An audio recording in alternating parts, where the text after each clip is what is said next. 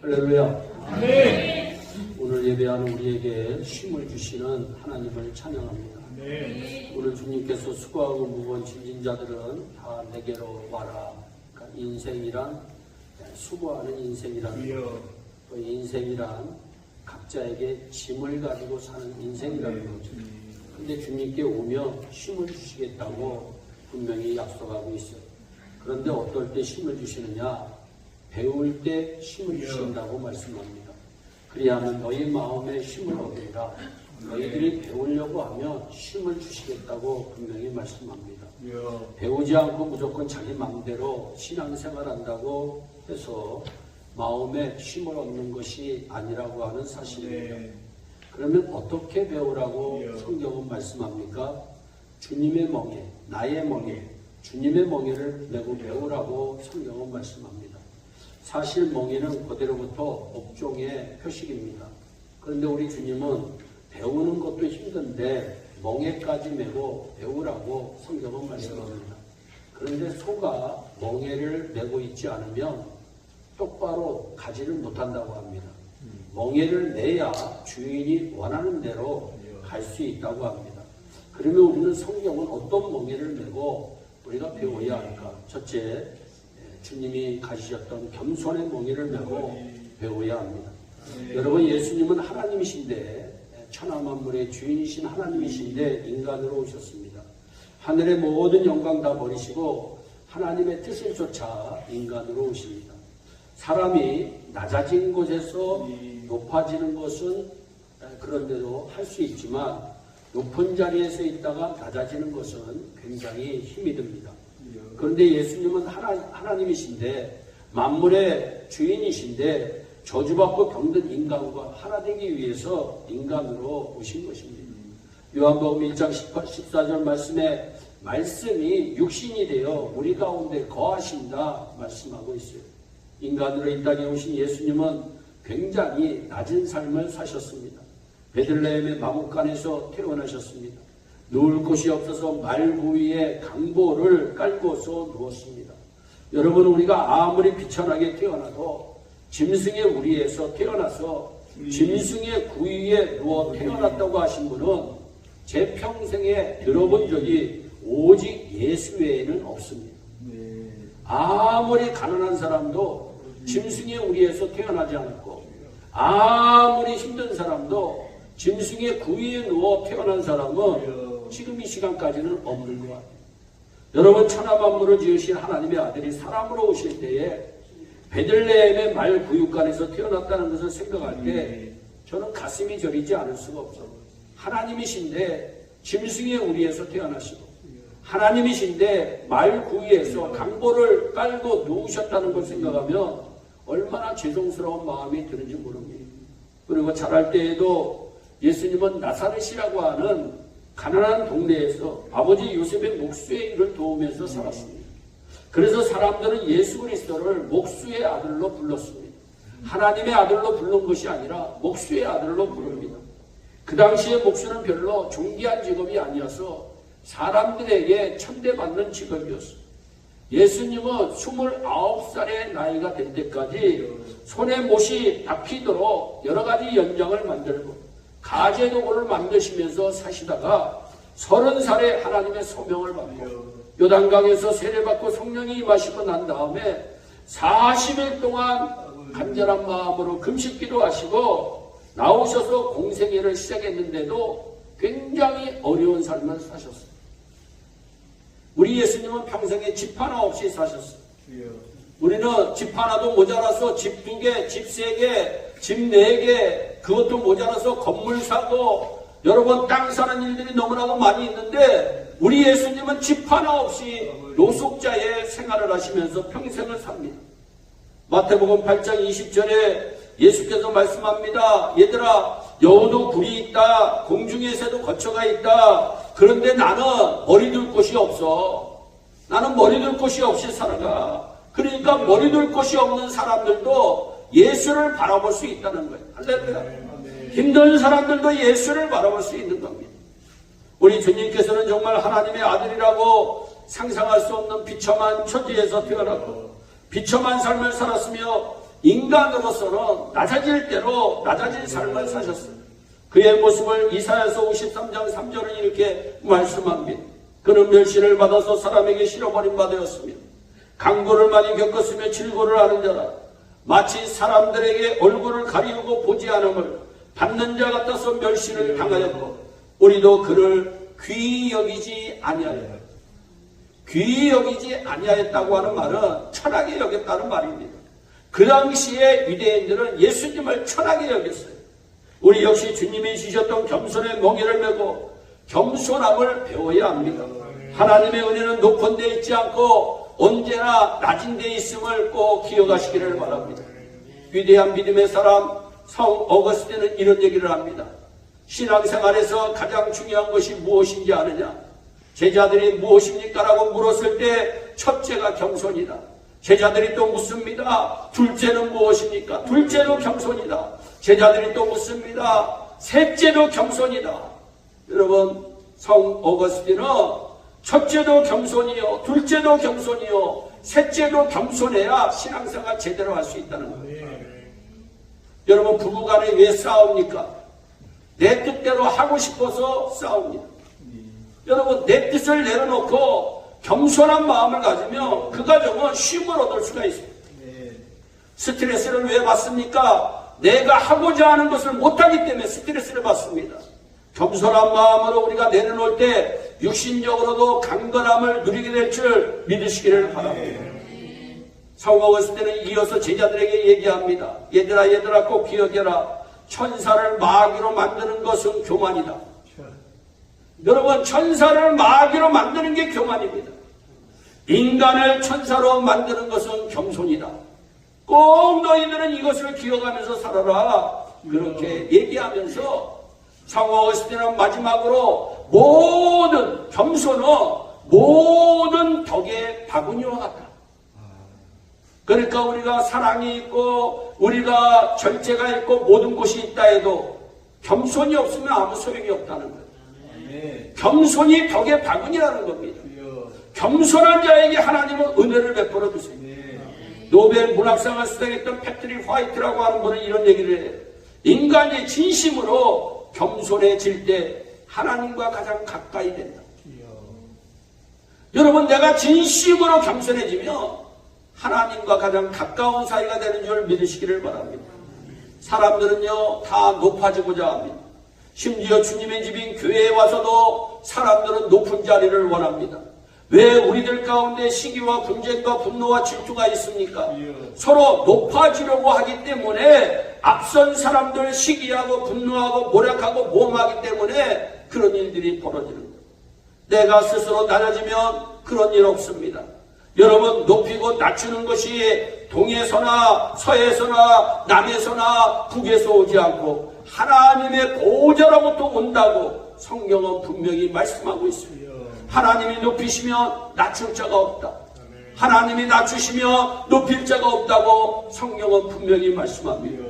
스스로 높이려고 하는 자는 낮아진다. 조심해라. 스스로 겸손하게 낮아지는 자는 하나님이 높여주니 그 은혜로 살아라. 주님은 우리에게 말씀하고 있습니다.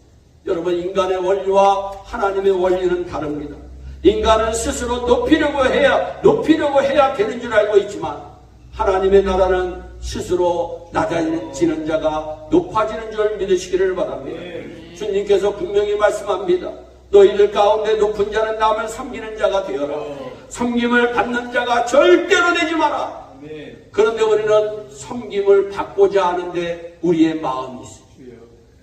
여러분, 오늘 이 귀한 시간에 내가 섬김을 받으려고 하지 말고 남을 섬기는 자가 되려고 하는 마음으로 바꾸어지는 역사가 일어나시기를 바랍니다.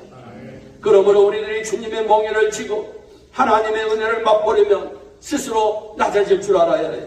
예수님께서는 하나님이시면서 인간으로 오실 정도로 겸손하고 낮아지셨어요. 우리가 그렇기 때문에 교회의 직분이란 높은 직분이라고 생각할수록 낮아지는 직분인 것입니다. 높은 직분일수록 섬김의 자리에 들어가는 직분입니다. 누구든지 자기를 높이고 자기를 나타내려고 하는 사람은 아직 신앙에 한참 멀어도 멀리 있다는 것을 꼭 기억하셔야 됩니다.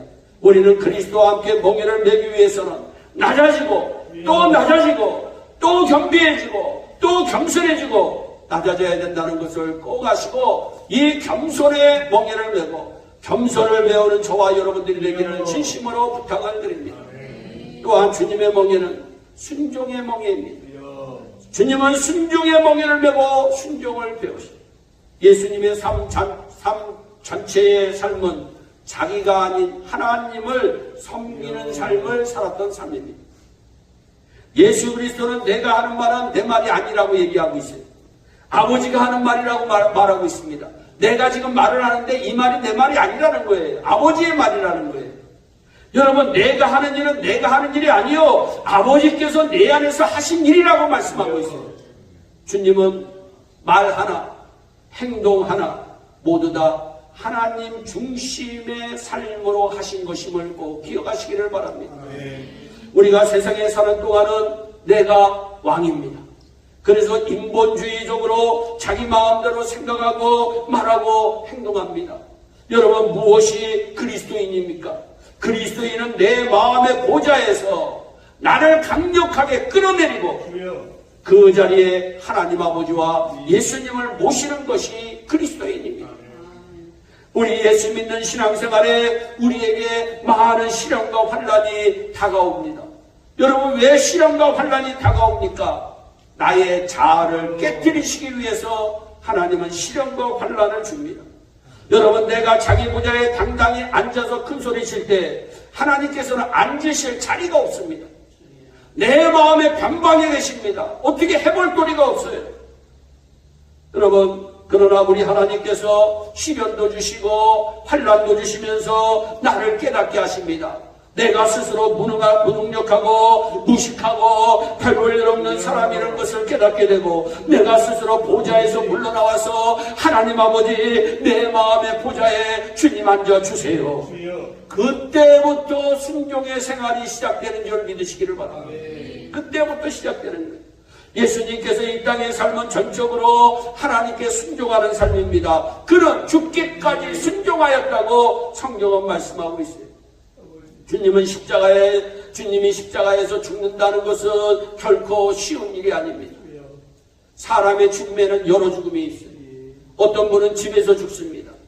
좋은 집에서. 어떤 분은 좋은 병원에서 죽습니다. 어떤 분은 길가에서 죽습니다. 어떤 때는 산에서 죽습니다. 어느 분은 강에서 죽습니다. 그런데 우리 예수님께서 죽은 것은 온 세상 사람들 앞에서 벌거벗겨지고 채찍에 맞아 피투성이가 되어서 험한 십자가 짊어지고 죽으셨습니다. 로마 당시의 십자가 처형은 너무나 고통스러운 죽음입니다. 생사람을 생각해보세요. 죽은 사람이 아닙니다. 생사람을 양손과 양발에 못을 박아 매달아 놓고 서서히 피를 흘리고 탈수가 되고 빈혈이 되고 호흡곤란을 일으켜 죽게 만드는 것이니 이 얼마나 비참한 죽음입니까? 사람이 정말 흉악해도 이렇게 흉악할 수는 없습니다. 그러나 우리 예수님은 아버지의 뜻이라면, 내 뜻이 아니라 아버지의 뜻이라면 온 인류를 위해서 그 흉악한 십자가의 고난도 대신 짊어지신 것입니다. 여러분, 가장 흉악하고도 고통스러운 십자가의 죽음까지도 우리 예수님 순종하셨음을 믿으시기를 바랍니다. 여러분, 왜 아브라함이 우리 믿음의 조상입니까? 우리는 믿음의 조상 누구야? 그러면 아브라함 알기는 잘합니다. 그런데 왜 이 아브라함이 믿음의 조상이 되었느냐? 묵상하는 사람은 그렇게 많지가 않아요. 여러분, 아브라함은 우리보다 특이하게 다른 점이 있어요. 완전히 다른 점이 있습니다. 누구도 따라갈 수 없는 위대한 하나님의 종이 될 수 있었던 것은 그가 100세에 난 아들 이삭을 하나님께서 모리아산에 데려와서 각을 떠라. 여러분, 내 아들의 각을 떠라. 모닥불 장작불에 태워 제물을 드리라고 할 때 이 아브라함은 두려워 두말하지 않고 순종해서 그 아들을 데리고 사흘 길을 갑니다. 여러분, 사람의 마음은 하루가 지나면 변합니다. 이 지역에 있는 어느 목사님도 목사님, 제가 목사님들을 위해서 2,000불을 내놓겠습니다. 그래서 아이고 감사합니다. 잘 쓰겠습니다. 그 다음날 만났더니 목사님 천불만 드리겠습니다.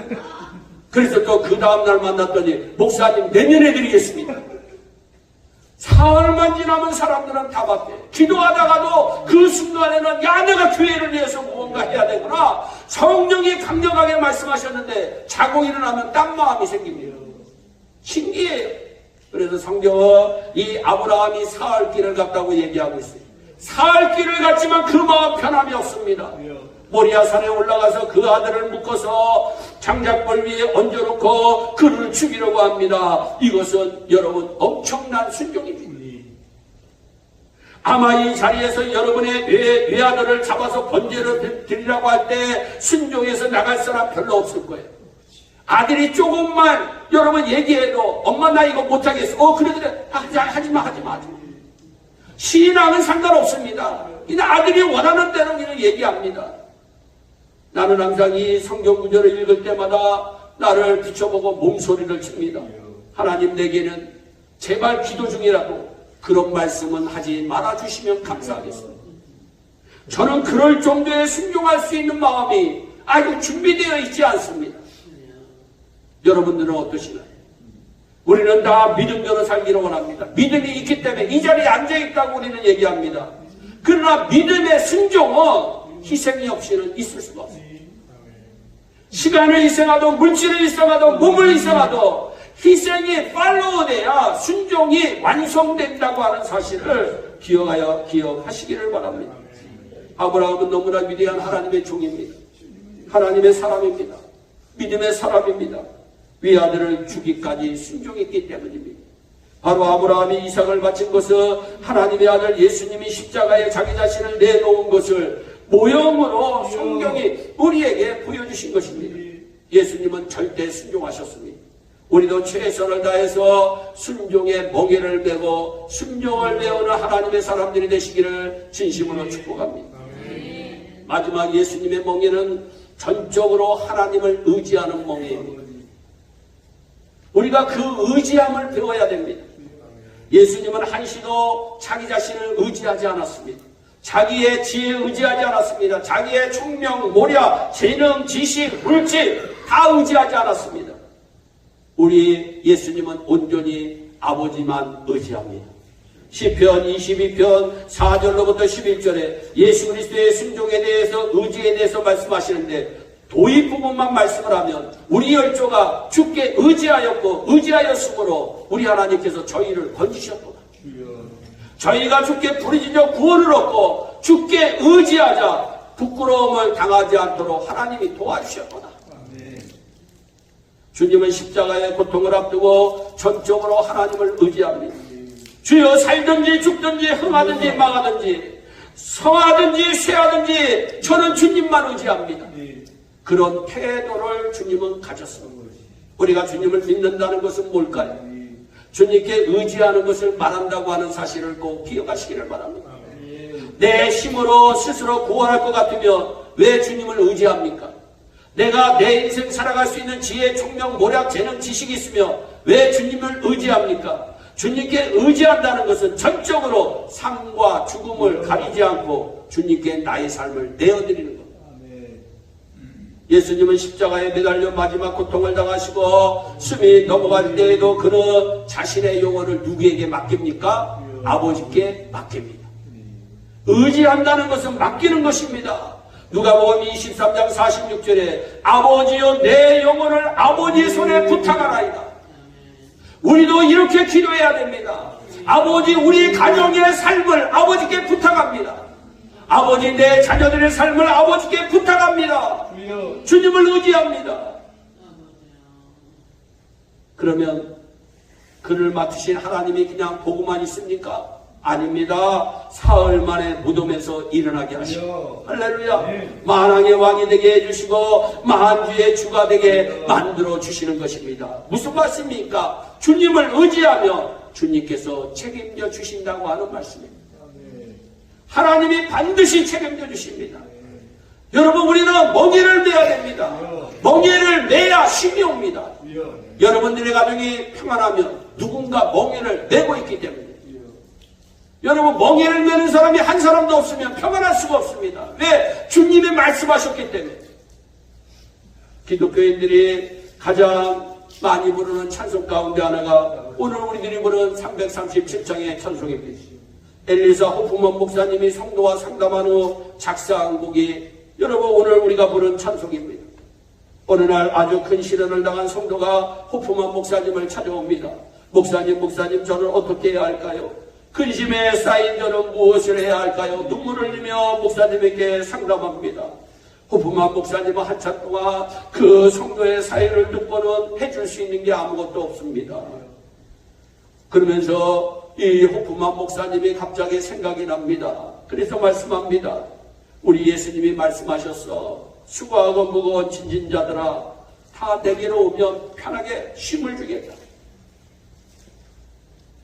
간절히 예수님께 맡기고 돌아가라고 말씀해 주었어요. 그 순간에 그 성도는 밝은 얼굴로 이렇게 고백합니다. 그래요 목사님, 이 나의 무거운 짐을 나 홀로 질 것이 아니라 예수님께 오늘서부터 맡기겠습니다. 이 말을 보는 호프먼 목사님이 영감이 떠오릅니다. 성도가 돌아가는 펜으로 찬송시를 짓기 시작한 것이 바로 찬송가 337장입니다. 내 모든 시험 무거운 짐을 주 예수 앞에 아뢰기만 하면 근심에 쌓인 날 돌아보사 내 근심 모두 맡아주시네. 무거운 짐을 나 홀로 지고 견디다 못해 쓰러질 때 불쌍히 여겨 구원해 줄 이 은혜의 주님 오직 예수. 예수님은 그의 삶을 전적으로 하나님께 의지합니다. 우리가 주님의 멍에를 지고 주님과 함께 동거하기 위해서는 전적으로 하나님 아버지와 예수님께 우리 일생을 맡기고 의지하는 마음의 태도를 반드시 가져야 하는 것입니다. 내가 살든지 죽든지 흥하든지 망하든지 성하든지 쇠하든지 어떠한 일을 만나든지 눈에는 아무 증거 안 보이고 귀에는 아무 소리 안 들리고 손에 잡히는 거 없어도 주님만 의지하면 승리는 우리 것이 된다고 하는 사실을 오늘 이 귀한 시간에 믿으시기를 바랍니다. 주님은 우리로 하여금 주님의 멍에를 빼고 배우라고 분명히 말씀합니다. 그래야 너희들의 마음에 평안이 있다. 쉼이 있다. 여러분, 쉼이 있어야 육신적으로도 건강합니다. 그래서 사람들이 그러잖아요. 아, 목사님 나 피곤해요. 쉬어야 되겠어요. 무슨 얘기예요? 쉼이 없으면 피곤 때문에 죽게 된다는 거죠. 그런데 참된 안식은 예수 안에 있다고 성경은 얘기해요. 내가 내게 있는 평안을 네게 주노니 할렐루야. 예수 평안 가져야 우리가 온전한 쉼을 가질 수 있다고 하는 말씀을 꼭 기억하시고, 내가 주님의 멍에를 지는 게 힘이 든다 할지라도 주님 내가 겸손의 멍에를 매겠습니다. 내가 순종의 멍에를 매겠습니다. 내가 전적으로 주님께 맡기는 의지하는 멍에를 매고 주님 저 천성을 향해 따라가겠습니다 고백하는 우리 모두에게 하나님의 엄청난 축복과 평안과 쉼의 역사가 넘쳐나게 될 줄로 믿습니다. 기도하겠습니다. 사랑의 하나님 참 감사합니다. 예교회에 쉼이 필요합니다. 예교회 성도들에게 쉼이 필요합니다. 수고하고 무거운 짐진 자들아 다 내게로 오라고 말씀하셨습니다. 내게 와서 배우라고 말씀하셨습니다. 나의 멍에를 메고 배우면 너희에게 쉼이 있으리라고 말씀하셨습니다. 하나님 주님의 멍에를 배우기를 소원합니다. 주님의 멍에를 메고 천성을 향해 달려가기를 소원합니다. 하나님 도와주시옵소서. 가정에 문제가 있습니까? 개인의 문제가 있습니까? 사업에 문제가 있습니까? 직장에 문제가 있습니까? 자녀들에게 문제가 있습니까? 주님께 맡기는 이 시간 되게 하여 주옵소서. 하나님 주님을 의지하는 자에게 반드시 축복으로 갚아주시는 전능하신 하나님을 의지하는 우리 예일의 온 성도들이 되게 하여 주시옵소서. 감사하고 예수님의 이름으로 기도하옵나이다. 아멘.